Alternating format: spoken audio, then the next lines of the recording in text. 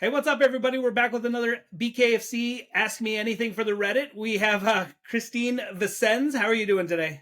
I'm doing good. How are you, Gator? I'm good, thanks. So, right off the bat, I'm curious where you went. You had two fights in 2022, and then like you didn't fight at all in 2023. Were you injured? Like what happened? Why were you such a long layoff? Yeah, after the fight with Jocelyn, I had two fractured fingers. Okay. So I had to get them both well, I had one of them that I had to get operated twice. So I needed to recover, then they had to take out the pins and I needed another like month and a half of recovery. After that, summer hit and I was with my kids. We had a trip planned to Spain, so I really, Oh, that was something I wasn't going to put off on. sure. And then after that, just getting back to school and back into the swing of things, with my family. So I decided to hold off for the rest of the year until now. Yeah, it's crazy. You had such a phenomenal start to your career where I was like, this lady's going to be a champion in 2023, and then we didn't see you, and like no one like it wasn't really addressed like why we weren't seeing you, and I was like, what the hell's going on? I was just glad to hear that you were actually fighting again. Yeah, yeah, I know. I don't like having that downtime, but I mean, I had to take care of myself. I wanted to recover from my injury and then spend the time with my family. But I'm glad Sure. to be back. So you did have an injury. Have you? Has it changed the way you like condition your hands now? Have you started doing anything different with your hands, or still the same old, same old? Still the same old. I mean, I am a little bit more cautious now. It was a different that transition from gloves to no gloves. Sometimes you don't realize that you're hitting with different parts of your hand that you shouldn't be hitting with. So definitely, I'm more conscious of it. Making sure that I'm hitting more with the knuckles, less with other parts of my hand.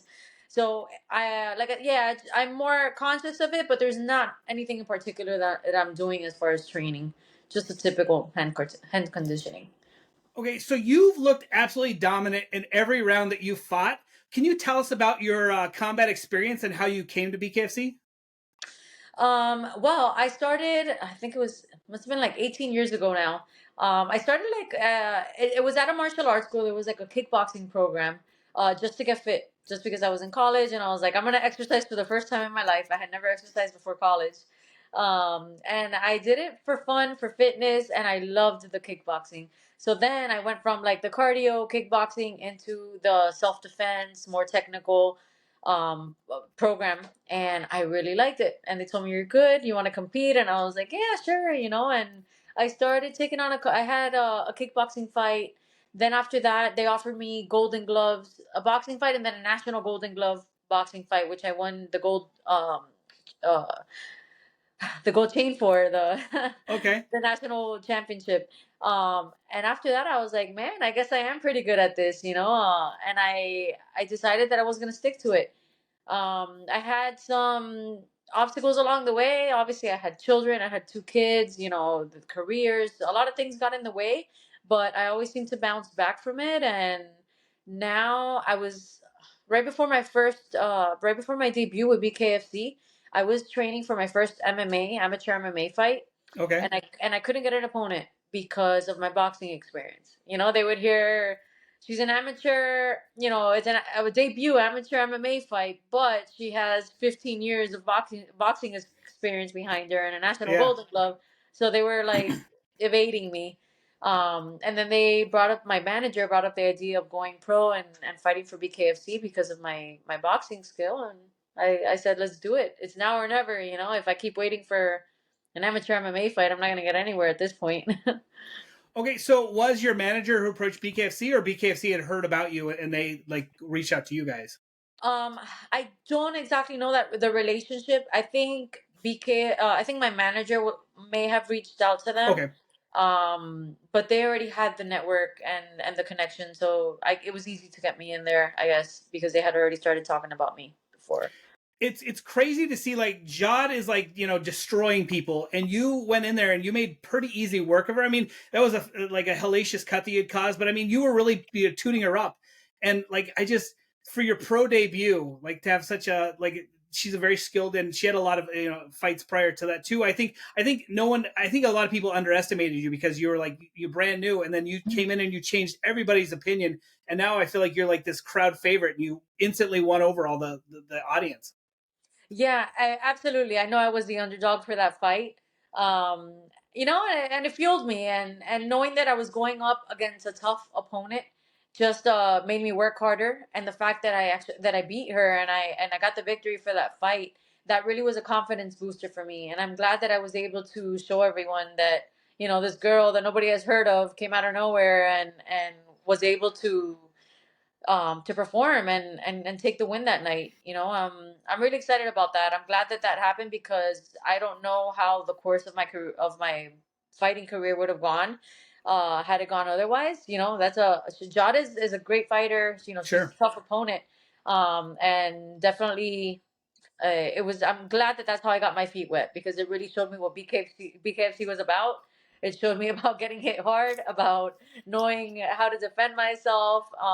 And really from there, I see myself only getting better and learning more, and getting that IQ that I need with every single fight. So what weight would you like to 15s or 25s? 125. I'm definitely a 125? Okay. 125er. Okay, so Sydney Smith is a 115er, but she's coming up. I know she's been like reaching out to everybody and she wants a fight. And was that the original fight they proposed to you, or like you needed an opponent and like they kind of gave you Sydney? She wasn't the first that they had proposed to me.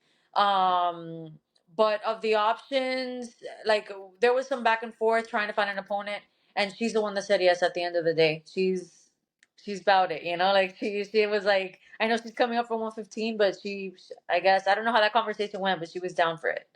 So Yeah. So like I almost wonder. I mean, you had, like I said, you've had two really good fights and you've looked dominant. So I almost wonder, like, I mean, other outside of Faria, like if people are like kind of wanting to avoid you right now, 25s, and so like it's great that Sydney took this fight, but like, well, I mean, like that's it's coming up quite a bit, and you're quite a like I feel like you're a huge leap up for her. So this is going to be a quite a test for her. I feel like. yeah, I mean, either way, like, styles make fights, and Sure. she's got her strengths, and I have mine. So, I think it's going to be a great fight. I know she's a tough opponent, and she's coming in with a lot of heart. So I think it's going to be good. I'm prepared for anything.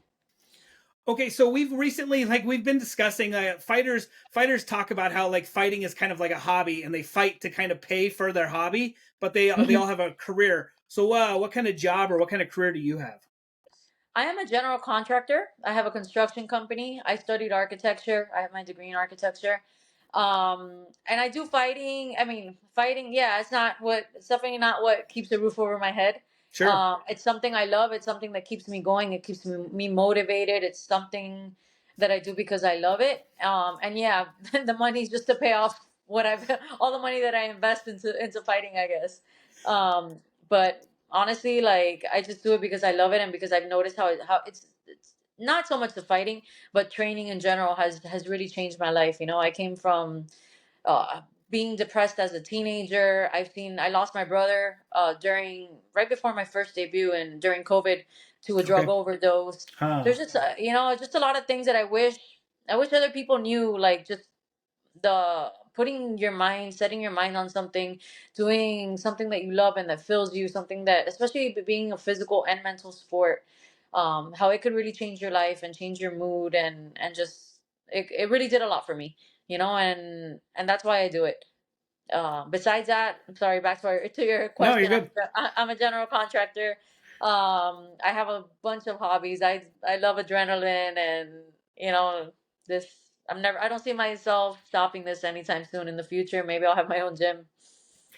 So growing up, did you like to build stuff? Like, how did you get into being like? I mean, like, I have a buddy who's a general contractor, and like ever since he was a kid, he built stuff. And so, like, I wasn't sure if like that's the same sort of way you went, or like you just love to build or design, or I was more of an artist. I love drawing. I love designing. okay, I did love taking things apart. Like, when with the old Motorola and Nokia phones, like, every time I dropped it in the toilet, I knew how to get it up and running. I'd open it. I'd play with the pieces. So I always like to do that sort of stuff. But mostly because I loved just art and drawing and designing. And then my parents were like, "Girl, I don't think you're gonna make it as an artist. Like, that's not yeah. a career for you." So I said, all right, what else can I do? And then I looked at architecture. And I'm glad I did, because it really, like, I did a semester abroad in Italy. That really opened up my eyes to a whole new world, and that was like life changing for me. After that, I got into graphic design and did, I've done a lot of things related to the field. But at the end of the day, I graduated in 2008 with Oh my wow. architecture degree. It was during the recession, and finding a job in architecture was impossible. So at that point, I just started to think about, different ideas, of what I can do. And ultimately, it led me to here, as a general contractor in the construction field. I still get to use my expertise. I have clients where I can design and build. Okay. Um, but yeah, that's how it started, all in the field of architecture. So you're a general contractor now. Do you have like a couple crews that work for you and you just supervise, or do you actually enjoy putting in the work yourself? No, I don't do the. I'm not gonna lie. I'm not out there doing the the labor and the remodels. I am managing. I'm Sure. designing. I'm communicating, and I mean, I have my overhead, my employees that work with me. So yeah, I'm just managing the teams, relations with my clients and my customers, and making sure that everything is running smoothly. So So are you from the Miami, the Southern Florida area, or where are you from? yep. Born and raised in the 305. Both of my parents are Cuban. I am, Cuban at heart, 100%. My first language was Spanish. So, Okay. yeah, but I was born here. It is amazing. Like, I mean, there's quite a few Cubans that are fighting BKFC, and like you guys are all doing like really good. You got like Duran is doing good. I know your teammate. I can't remember his name off the top of my head, but like he's also on the card that's fighting with you. He's doing, Eligio, yeah. yeah. Well, I mean, the boxing in Cuba is phenomenal. I actually traveled, it was like 10 years more. It was like 13 years ago. I went to Cuba and I trained about 3 weeks with their Olympic team, their national Olympic Oh team wow. in boxing. So, I mean, their boxing is amazing. Was it an eye-opening experience going back to Cuba and like seeing how it is over there? But I mean, you also got to train. But then we talked to Duran the other day, who said he fled Cuba at 9 years old, like on a boat. So I wasn't. I'm just curious, like if it, like you were able to go see like places your parents maybe had lived or anything, or you went over there specifically just to train. I did both. I went there to train, but on our days off, like on the weekend, I had family that I actually wanted to go see. So I visited my family. Definitely eye opening. I mean, I hadn't seen anything like that before. I had heard about it. Yeah. Even the gym, like it was, you see the equipment that they were using. The, I mean, we do it here because I guess we like the tires for bags, but they have no other choice over there. You're banging on anything you can get your hands on. Um, so it was definitely an eye opener. It was. I'm glad I went, and I got to see family that I hadn't seen before. But yeah, it's the conditions over there are just Sure. horrible. So you're a pretty well-traveled person. Is there a favorite location you like? You mentioned that you went to off camera that you went to Spain with your family and you were studied in Italy and you've been to Cuba. I mean, do you travel quite a bit for fun or? Not as much as I'd like to. When I studied abroad, that was like I took advantage and I did my backpacking trip. I've been to Alaska. Okay. Um, I went to Thailand and I did some Muay Thai. I was pregnant though. That was a trip that my husband and I were like, I forgot what it's called. Like the Honeymoon. well, not the honeymoon. It's Oh. before the baby, like before you have a baby, Oh, or okay. yeah. So I was like, okay, we want to get pregnant. We want to have a baby. Let's book this trip. Yeah. I planned the trip, and then like shortly after, I find out I'm pregnant, and I was like, okay, we're not canceling it. So we went Sure. anyway. I was pregnant, but I didn't care. I went and I did my Muay Thai training over there as much as I could, and I loved Thailand. I would love to go back and train, even with my kids, to take them now and do it together would be amazing. But yeah, I absolutely love traveling. Okay, so BKFC is opening up all over the planet right now. Like, is Fighting International something? I mean, like going to Thailand and fighting over there, or like I know we just did tryouts down there in Colombia. So, like, would Fighting International is that appeal to you, or are you kind of like fighting in the states?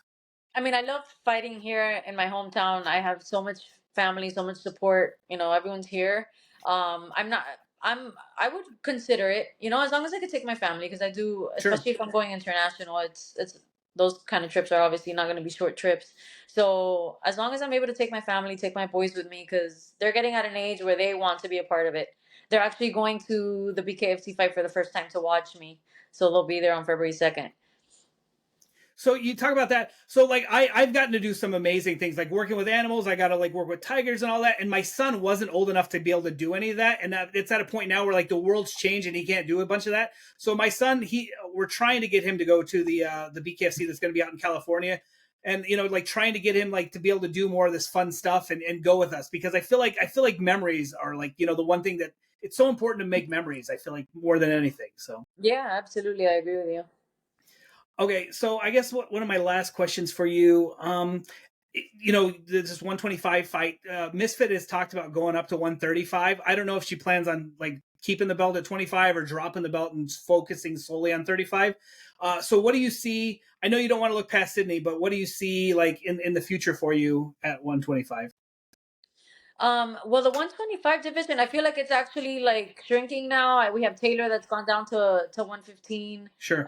Britt also went down to 115.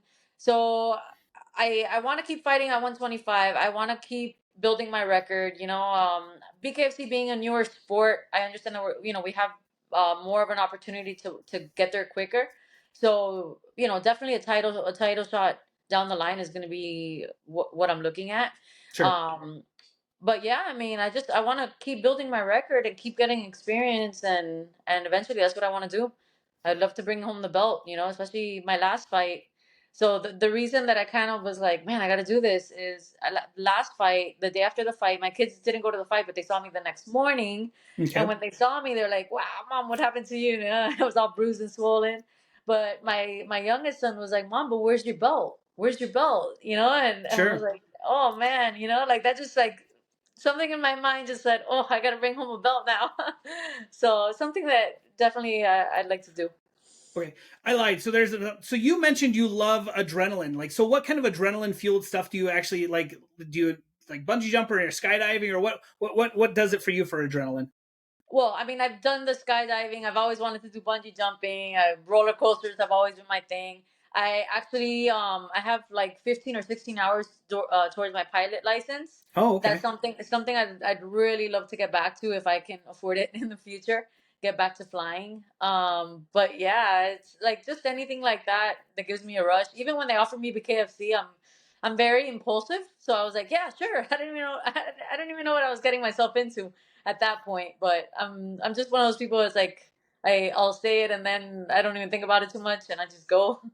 So My wife showed me a video today. It's bungee jumping, but you do it in the dark, and I was like, that sounds awful. Like you jump and you're like, I don't know how much longer I'm falling before I shoot back up. I was like, that sounds terrible. I'm not gonna lie. I've been I'm a little bit more conservative since my kids have been born. Sure. You think about it twice before doing stupid stuff. So Well, maybe we'll go catch some alligator sometime. That's pretty adrenaline that would fueled. be awesome. Yeah, I know the guys over at Shift are like the one of the coaches, Rick. He's like, that's on my bucket list. I want to catch an alligator. And I was like, I will take you to catch some alligator, so we Go can. wrestle a Yeah, gator. yeah. Okay, well, I'm actually going to be at your fight, so I'm excited to meet you, and I'm excited to see Oh, it's this in awesome. person. Yeah, it'll be my second event. So, if people want to follow you, would you say that follow you on Instagram is the best, or Facebook, or Yeah, where? yeah. Instagram. That's where I'm most active. Okay, and then is there any friends or sponsors or anything you'd like to give a shout out to before we quit? Yeah, absolutely. My family, thank you to my family. They've been amazing.